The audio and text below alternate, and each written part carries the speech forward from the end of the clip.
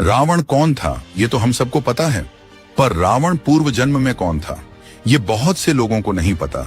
अपनी प्रजा को प्रेम करने वाला, उन्हें सदैव सुख देने वाला एक धर्मनिष्ठ और प्रतापी राजा अपने पूरे खानदान सहित कैसे राक्षस बन गया, किन कारणों से बन गया, इसके पीछे बहुत ही रोचक कहानी है।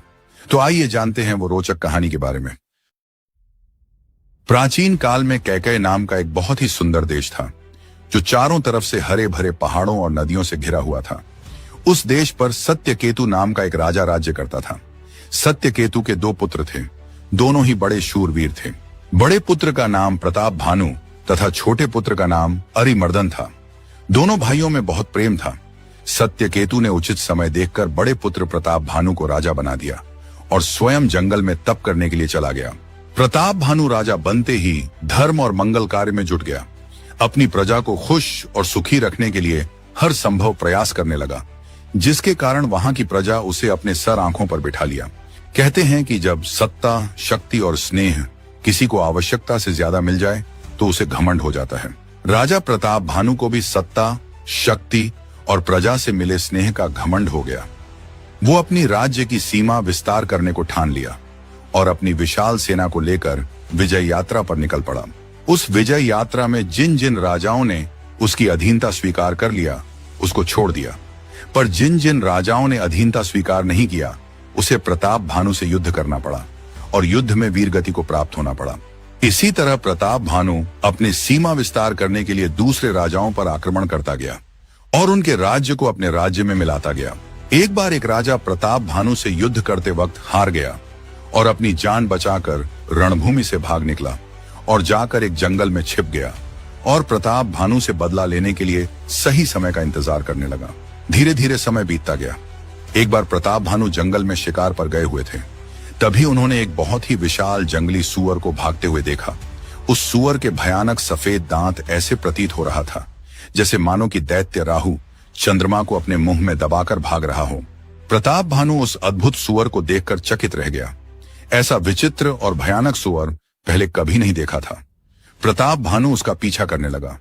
वह सूअर कभी पास आता दिखाई दे रहा था तो कभी दूर भागता हुआ दिखाई दे रहा था। कभी अचानक से गायब हो जा रहा था तो कभी अचानक से आंखों के सामने आ जा रहा था। देखते ही देखते प्रताप भानु उस सूअर का पीछा करते करते घनघोर जंगल में पहुंच गया। अंत में वो सूअर एक गुफा में जाकर छिप गया। प्रताप भानु उस गुफा में जाना उचित नहीं समझा और वापस लौटने लगा। वो इतने घनघोर जंगल में जा चुका था कि वापस आने का मार्ग ही भूल गया। भटकते भटकते शाम हो गई। तभी प्रताप भानु को जंगल में एक तपस्वी की कुटी दिखाई दिया। उस कुटी में साधु का वेश बनाए वही राजा था जो प्रताप भानु से युद्ध करते वक्त रणभूमि से भागकर जंगल में छिप गया था। वो कपटी साधु प्रताप भानु को देखते ही पहचान गया, परंतु भूख और प्यास से बेहाल राजा उस साधु को पहचान न सका। राजा को प्यासा देख उस साधु ने सरोवर की तरफ इशारा किया। प्रताप भानु सरोवर के पास गया और अपनी प्यास बुझाई और फिर अपने राजधानी वापस लौटने का आज्ञा लेने के लिए उस तपस्वी के पास कुटी में आ गया। उस तपस्वी ने कहा कि हे राजन, अंधेरा हो चला है।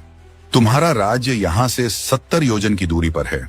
जंगल बहुत घना है, आगे का मार्ग सुगम नहीं है, इसलिए आज रात यही ठहर जाओ, कल सुबह चले जाना।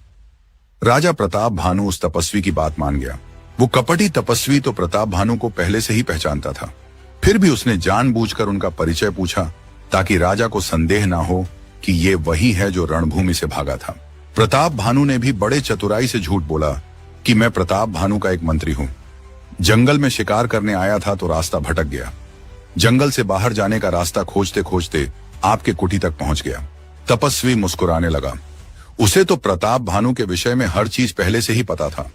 उस तपस्वी ने कहा कि राजन, तुम झूठ बोल रहे हो।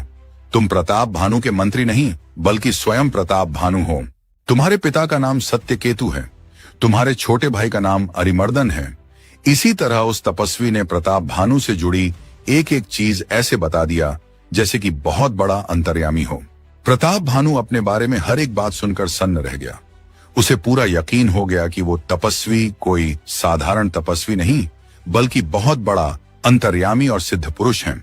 राजा ने कहा कि मुनिवर, मुझे यकीन हो गया है कि आप कोई साधारण तपस्वी नहीं हैं, फिर भी मैं जानना चाहता हूं कि आप कौन हैं और मेरे बारे में इतनी सारी बातें कैसे जानते हैं। कृपया अपना परिचय दीजिए। तपस्वी ने कहा कि मेरा नाम एक तनु है, अर्थात जब इस सृष्टि की उत्पत्ति हुई थी तभी मेरी भी उत्पत्ति हुई थी। तब से लेकर अभी तक मैं एक ही तन धारण किए हुए हूं। मैंने अपना तन नहीं बदला है, इसीलिए मेरा नाम एक तनु है। अपने सिद्धियों द्वारा तुम्हारे भूत वर्तमान भविष्य सब पता कर लिया है, पर मैं केवल तुम्हें तुम्हारा अतीत बता सकता हूं। भविष्य बताना सृष्टि के नियमों के विरुद्ध होगा, इसलिए राजन मैं तुम्हारा भविष्य नहीं बता सकता। पर हां, अगर चाहो तो मैं तुम्हें कुछ सिद्धियां प्रदान कर सकता हूं। मांगो, क्या चाहिए तुम्हें? प्रताप भानु पूरी तरह से उस कपटी तपस्वी के वश में हो गया था। उसने उस तपस्वी से प्रार्थना किया, कोई ऐसी सिद्धि बताएं जिससे मुझे कभी वृद्धावस्था ना आए, मृत्यु ना आए और ना ही मुझे कोई युद्ध में हरा सके। मैं एक छत्र पूरे पृथ्वी पर राज करूं। तपस्वी ने कहा, ऐसा ही होगा, पर उसके लिए तुम्हें एक कार्य सिद्ध करनी होगी। अगर वो कार्य तुमने सिद्ध कर दिया तो पूरे पृथ्वी पर तुम्हारा राज होगा। मनुष्य के साथ साथ देवता भी तुम्हारे वश में हो जाएंगे। उस कपटी सन्यासी की बात सुनकर राजा के मन में लालसा उत्पन्न होने लगी। उसने अति उत्साहित होकर उस सन्यासी से पूछा कि वो कौन सा कार्य है जिसको सिद्ध करने से मेरे इच्छाएं फलीभूत होंगी। अति शीघ्र बताने का कृपा करें महात्मा। उस कपटी तपस्वी ने राजा के अति उत्साह को भांपते हुए कहा कि इस संसार में ब्राह्मणों का श्राप सबसे भयानक होता है। जो भी मनुष्य ब्राह्मणों को अपने वश में कर लिया और उसके श्राप से बच गया वो अजेय हो जाएगा। हे राजन, तुम्हें ब्राह्मणों के श्राप से बचना होगा और उसके लिए तुम्हें सभी ब्राह्मणों को अपने वश में करना होगा ताकि वो तुम्हें कभी कोई श्राप ना दे सके। उस कुटिल तपस्वी ने प्रताप भानु के मन में ब्राह्मणों के श्राप का इतना ज्यादा भय बिठा दिया कि वो ब्राह्मणों को वश में करने का उपाय सोचने पर विवश हो गया। राजा ने उस तपस्वी से कहा कि ब्राह्मणों को वश में कैसे किया जाए, उसका उपाय आप ही बताइए मुनिवर। उस तपस्वी ने कहा कि उपाय तो बहुत है पर बहुत कठिन है। एक सहज उपाय है पर वो उपाय करना मेरे लिए संभव नहीं है। प्रताप भानु ने बड़े ही उत्सुकता से पूछा कि वो कौन सा उपाय है ऋषिवर जो आपके लिए संभव नहीं है। तपस्वी ने कहा कि अगर मैं रसोई बनाऊं और तुम परोसो और मुझे कोई वहां जानने ना पाए तो जो जो उस अन्न को खाएगा वो तुम्हारे वश में हो जाएगा और यह काम 1 वर्ष तक करना होगा। हर दिन 1 लाख ब्राह्मणों को उनके परिवार सहित आमंत्रित करके भोजन कराना होगा, परंतु उसके लिए मुझे तुम्हारे राज्य में प्रवेश करना पड़ेगा और मेरे लिए किसी राज्य या नगर में प्रवेश करना असंभव है। जब से मेरा जन्म हुआ है तब से मैं आज तक किसी नगर या राज्य में नहीं गया हूं और भविष्य में भी किसी भी गांव या नगर में जाने की मुझे इच्छा नहीं है, इसलिए यह सहज उपाय करना मेरे लिए संभव नहीं है। प्रताप भानु ने उस कपटी सन्यासी के चरण पकड़ लिए और प्रार्थना करने लगे कि सन्यासी का हृदय तो बहुत कोमल होता है, कृपया अपना भक्त समझकर मेरे लिए ये उपाय कर दीजिए। जब उस कपटी सन्यासी को लगा कि राजा पूरी तरह से उसके वश में हो चुका है, तब उसने मन ही मन विचार करने लगा कि यही उत्तम समय है प्रताप भानु से बदला लेने के लिए। उस तपस्वी ने कहा कि ठीक है राजन, तुम्हारे लिए ये उपाय मैं अवश्य करूंगा, लेकिन मेरे बारे में तुम्हारे राज्य में किसी को भी पता नहीं चलनी चाहिए। अगर गलती से भी किसी को हमारे इस मुलाकात के बारे में पता चला तो इसका भयंकर दुष्परिणाम होगा। कोई भी सिद्धि तभी सफल होती है जब उसे छुपाकर किया जाए। मैं इस रूप में तुम्हारे राज्य में प्रवेश नहीं करूंगा। मैं अपने तपोबल से तुम्हारे पुरोहित को हर लाऊंगा और अपने माया से उसे अपने जैसा बनाकर 1 साल तक इस कुटी में रखूंगा और मैं खुद तुम्हारा पुरोहित का रूप धारण करके तुम्हारे सारे काम सिद्ध करूंगा। हे राजन, बहुत रात हो चुकी है, अब सो जाओ। मैं अपने तपोबल से रात को सोते वक्त ही तुम्हें घोड़े सहित तुम्हारे महल में छोड़ आऊंगा और तुम्हें पता भी नहीं चलेगा। आज से ठीक 3रे दिन हमारी तुमसे भेंट होगी। मैं तुम्हारे पुरोहित के रूप में आऊंगा और तुमसे आज की पूरी कथा सुनाऊंगा, तब तुम मुझे पहचान लेना। तपस्वी की आज्ञा मानकर प्रताप भानु सोने के लिए चला गया। दिन भर का थका हारा था, इसलिए उसे जल्दी गहरी नींद आ गई। वो कपटी तपस्वी अपने आसन पर जा बैठा। उसकी आंखों में नींद नहीं थी। वर्षों पहले जो घाव उसे प्रताप भानु ने दिया था, उसका बदला लेने का समय आ गया है। इसी विचार में वो तपस्वी खोया हुआ था। तभी उसका मित्र राक्षस कालकेतु वहां आ गया। ये वही राक्षस था जिसने भयानक सुअर के रूप धरकर जंगल में प्रताप भानु का मार्ग भटकाया था। उस राक्षस के 100 पुत्र और 10 भाई थे, जिनको प्रताप भानु ने पहले ही युद्ध में मार दिया था। तभी से वो राक्षस उचित मौके की तलाश में था कि कब और कैसे प्रताप भानु से अपने पुत्रों और भाइयों की मृत्यु का बदला लिया जाए। वो राक्षस एक चतुर मायावी था, छल प्रपंच बहुत जानता था। इसीलिए उस तपस्वी के साथ मिलकर प्रताप भानु के सर्वनाश का षड्यंत्र रचा।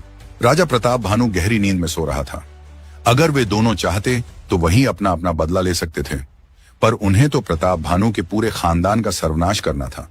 इसलिए उन दोनों ने इतना बड़ा षड्यंत्र रचा।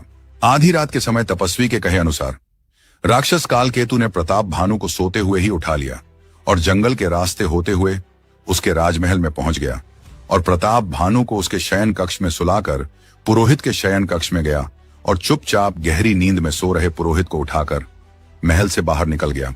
पुरोहित को ले जाकर एक गुफा में छुपा दिया और फिर अपनी माया से उस पुरोहित का रूप धारण करके वापस महल में गया और पुरोहित के बिस्तर पे सो गया। तड़के सुबह जब प्रताप भानु की नींद खुली तो खुद को महल में पाकर आश्चर्यचकित रह गया। मन ही मन वो समझ गया कि ये सब उस तपस्वी की महिमा है। रात को अचानक से राजा महल में कैसे आ गया, ये बात किसी को पता न चले, इसलिए वो धीरे से उठा और घोड़े पे बैठकर चुपचाप जंगल की तरफ निकल गया और फिर दोपहर को वापस आया और अपने दैनिक कार्य में लग गया। पुरोहित का रूप धरे वो राक्षस कालकेतु 3 दिन बाद प्रताप भानु को जंगल की बात याद दिलाई तो राजा बहुत प्रसन्न हुआ। भ्रमवश राजा उस दैत्य कालकेतु को जंगल का तपस्वी समझ बैठा, क्योंकि उस तपस्वी ने कहा था कि वो 3 दिन बाद राजमहल में पुरोहित के वेश में आएगा। प्रताप भानु पुरोहित बने, कालकेतु के सलाह पर सब कार्य करने लगा। उचित समय देखकर राज्य के सभी ब्राह्मणों को परिवार सहित भोजन पे आमंत्रित कर दिया। कालकेतु ने अपनी मायावी शक्ति से 6 प्रकार के रस और 4 प्रकार के भोजन बनाया और व्यंजन इतने बनाए कि कोई गिन नहीं सकता। अनेक प्रकार के पशुओं का मांस पकाया और उसमें उस दुष्ट ने ब्राह्मणों का मांस मिला दिया। ज्यों ही राजा भोजन परोसने लगा तभी आकाशवाणी हुई, ठहरो ठहरो, हे ब्राह्मणों, ये भोजन मत करो, उठकर अपने अपने घर जाओ। यह अन्न खाने योग्य नहीं है। इस भोजन में ब्राह्मणों का मांस मिला हुआ है। इस अशुद्ध भोजन को करने से तुम्हारे कुल और धर्म का बहुत हानि पहुंचेगी। आकाशवाणी सुनकर सब कोई दंग रह गया। ब्राह्मण उठ खड़े हुए। राजा प्रताप भानु के मुख से आवाज नहीं निकल रही थी। उसे समझ नहीं आ रहा था कि ये क्या हो गया। सभी ब्राह्मणों ने क्रोधवश राजा को श्राप दे दिया, हे राजन, तूने हम सभी ब्राह्मणों को परिवार सहित भ्रष्ट करने चला था। सो जा, तेरा पूरा वंश नष्ट हो जाए और अगले जन्म में तू परिवार सहित राक्षस हो जाए। ब्राह्मणों के श्राप से राजा व्याकुल हो उठा। तभी फिर से आकाशवाणी हुई, हे ब्राह्मणों, तुमने बिना विचार किए ही इतना भयानक श्राप क्यों दे दिया? इसमें राजा का कोई अपराध नहीं था। ये सुनकर ब्राह्मण चकित रह गए। प्रताप भानु भागता हुआ रसोई में गया तो वहां ना तो भोजन था, ना रसोई बनाने वाला ब्राह्मण और ना ही वो पुरोहित। राजा वापस ब्राह्मणों के पास आया और सारा वृतांत सुना डाला। ब्राह्मणों ने कहा कि राजन, आपको पहले ही भोजन की शुद्धता की जांच करनी चाहिए थी। अब तो हमने श्राप दे दिया है, वो विफल नहीं जाएगा। ऐसी परिस्थिति में हमारे स्थान पर कोई और भी होता तो वो क्रोध में आकर श्राप दे देता। यह कहकर सभी ब्राह्मण अपने अपने घर चले गए। उधर राक्षस कालकेतु, जो पुरोहित का रूप धारण किए हुए था, वापस उस गुफा में जाता है जहां असली पुरोहित को कैद करके रखा था। असली पुरोहित को अपनी माया से प्रताप भानु के महल में छोड़ देता है और उस जंगल में तपस्वी के पास जाकर खुशखबरी सुनाता है। दोनों मिलकर जितने भी राजा प्रताप भानु से युद्ध में पराजित हुए थे, उन सबको पत्र भेजकर युद्ध के लिए तैयार करते हैं और उचित समय देखकर सब के सब एक साथ कैकेय देश पर चारों तरफ से आक्रमण कर देते हैं। उस घमासान युद्ध में प्रताप भानु और उसके भाई अरिमर्दन अपने पुत्रों और सहयोगियों के साथ वीर गति को प्राप्त हो जाते हैं। अमर होने और पूरी पृथ्वी पर राज करने के लोभ में पड़कर प्रताप भानु ने उस कपटी तपस्वी जैसे अनजान व्यक्ति पर अत्यधिक भरोसा करके अपने पूरे खानदान का सर्वनाश करवा लिया। कालांतर में वही प्रताप भानु रावण के रूप में जन्म लेता है। उसका छोटा भाई अरिमर्दन कुंभकर्ण के रूप में और मंत्री धर्मरुचि विभीषण के रूप में जन्म लेते हैं और परिवार के दूसरे सदस्य किसी न किसी राक्षस के रूप में जन्म लेते हैं। ब्राह्मणों के उस श्राप के कारण प्रताप भानु का पूरा कुल खानदान राक्षस बन गया। इसीलिए कहते हैं कि अत्यधिक लोभ नहीं करना चाहिए। अत्यधिक लोभ के कारण मनुष्य अनजान व्यक्ति पर भी आसानी से भरोसा कर लेता है, जो बाद में बहुत हानिकारक सिद्ध होता है। यह था रावण के पूर्व जन्म की कथा। ऐसी ही ज्ञानवर्धक और रोचक कथाएं सुनने के लिए हमारे इस चैनल को सब्सक्राइब कर लीजिए। धन्यवाद।